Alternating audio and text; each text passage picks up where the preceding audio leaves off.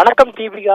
தூத்துக்குடி மாவட்டம் ஸ்ரீவைகுண்டத்தில் உள்ள தாமிரபரணி ஆற்றின் கடைசி அணைக்கட்டில் இருந்து ஏரல் பகுதி வரை உள்ள தாமிரபரணி ஆற்றின் வலது பக்க கரை சீரமைக்கும் பணி கடந்த 1.5 ஆண்டுகளாக நடைபெற்று வந்தது.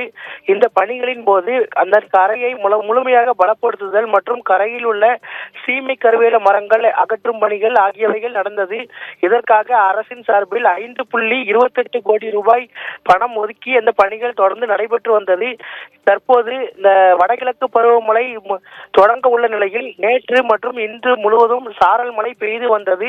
இந்த நிலையில் அந்த தாமிரபரணி ஆற்றின் கரை பகுதியில் பெய்த மழையின் காரணமாக அந்த கரையின் பல்வேறு இடங்களில் அந்த மணல் ஆனது சரிந்து அந்த கீழே விழும் நிலையில் காணப்படுகிறது. மிகப்பெரிய அளவிலான பள்ளங்களும் அந்த கரையில் ஏற்பட்டுள்ளது.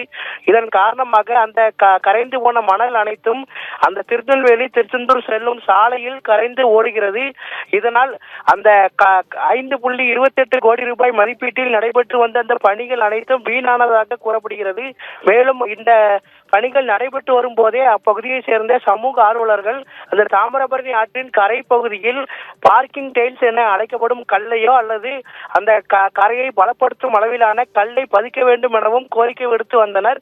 எனினும் அந்த பணிகள் இதுவரை நடைபெறவில்லை. இதன் காரணமாக 5.28 கோடி ரூபாய் மதிப்பீட்டில் நடைபெற்று வந்த பணிகள் ஒரே நாள் மழையில் கரைந்து போய் தற்போது மேடும் பள்ளமுமாக காட்சியளிக்கிறது. தீபிகா,